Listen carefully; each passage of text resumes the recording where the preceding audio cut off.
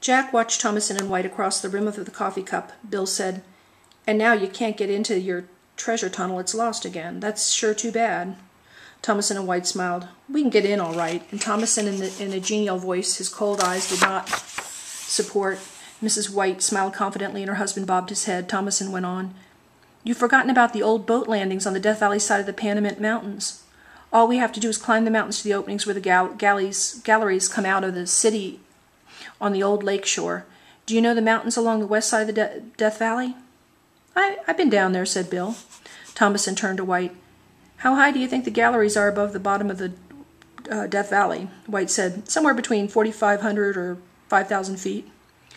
You look out of them, what do you think?" "That's about right," said Thomason. "The openings are right across from the Furnace Creek Ranch. We can see the green of the ranch right below us and the Furnace Creek wash across the valley. We'll find those windows in the mountains all right." "You going down there?" asked Bill.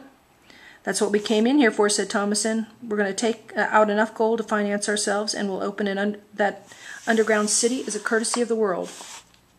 "That's it," said White. We're through with scientists. We tried to make a present of our discovery to science because we thought they would be interested, but they tried to rob us and then laughed at us and abused us.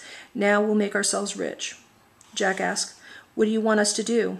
"Nothing," said Thomason. "Absolutely nothing. You've done a lot for us, and you've been mighty good to us, and that's why we told you about the place. You can go down there yourselves, and you're welcome to carry you take all you can carry off. There's plenty to go around, but please don't say anything about it. We don't want the news spread around until we can protect our property." "Sure," said Bill. "There'd be an awful rush in here if people was to find out about this place. We'll keep it quiet, won't we, Jack?" "Quieter than you've kept it themselves," said Jack. "We'll stop in and see on our way out," said Thomason. "You might like to see what we're taking with us. You'll be surprised." "You bet you," said Bill. "You do that. You be sure to stop by."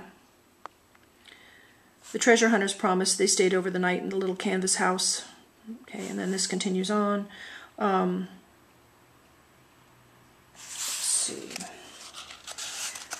Okay, 10 days later, I was back in Immigrant Canyon with Jack and Bill. I told them I had seen 3 friends who owned the ancient city. Neither Jack nor Bill had seen them. Jack asked, "Do you have any gold or patent wheelbarrows?" Bill said, "It was the self-starting wheelbarrow that finished Jack. He ain't been the same since. He's been quiet and silent since that feller told him about that wheelbarrow. He can't hardly talk at all." Bill can still talk," said Jack. "He has very little difficulty talking. He talks out loud about the treasure in the tunnel, and he talks to himself about the solution of the mystery."